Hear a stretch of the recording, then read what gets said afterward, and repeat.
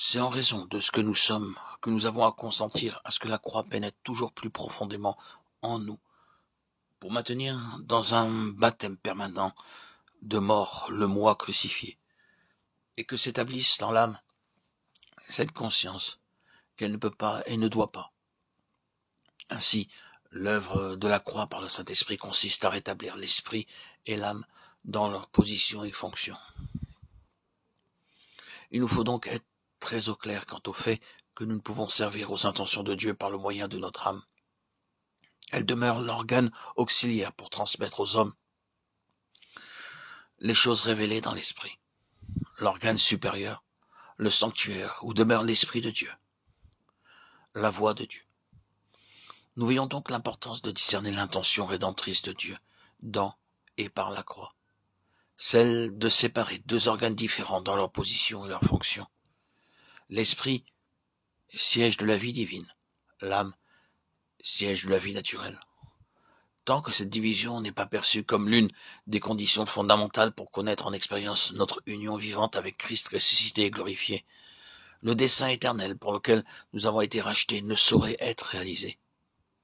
Avec la crise profonde par laquelle nous avons à passer, celle où l'épée, la pierre tranchante de Gilgal, atteint jusqu'à la division de l'âme et de l'esprit, nous arrivons à reconnaître l'âme de l'esprit, condition qui rend possible la vie vécue dans l'esprit.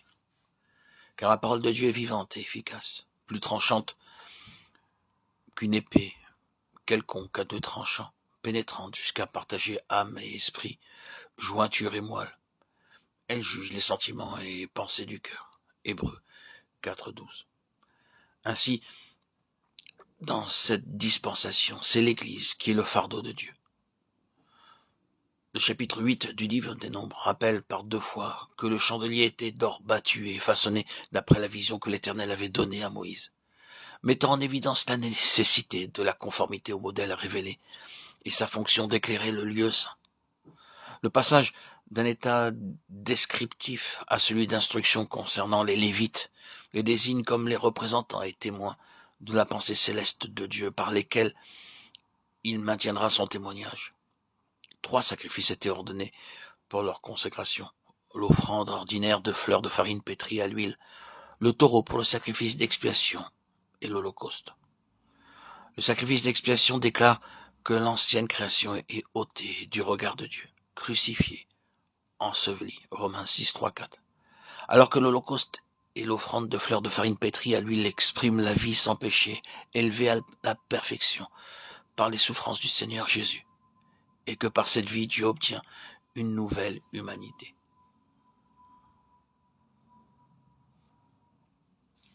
Le témoignage du Seigneur, par le moyen de son corps, est premièrement vie, la vie de celui qui a vaincu la mort. Mais quelle en est la signification pratique, sinon la suivante ?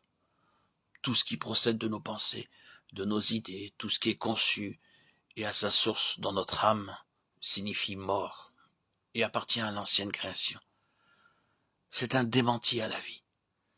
C'est toujours ce que cherche l'ennemi, introduire l'ancienne création avec sa vie déchue dans les choses de Dieu. Ainsi, sur tout ce qui ne procède pas des cieux, Dieu fait tomber son verdict, et il ne s'y trouvera pas.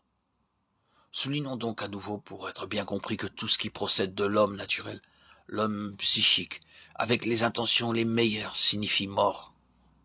La croix, dans sa signification plénière, est donc un verdict, un jugement sans appel, sur la vie naturelle issue d'Adam. Elle est une fin absolue de ce que nous sommes en nous-mêmes, non seulement en ce qu'il y a de mauvais, mais aussi de ce que l'homme considère comme étant bon. C'est final, sans appel. Dieu ne reviendra pas sur ce qu'il a déclaré. Il n'y a pas un seul juste, pas même un seul. Tous sont corrompus, tous sont pervertis. Romains 3, 10, 11.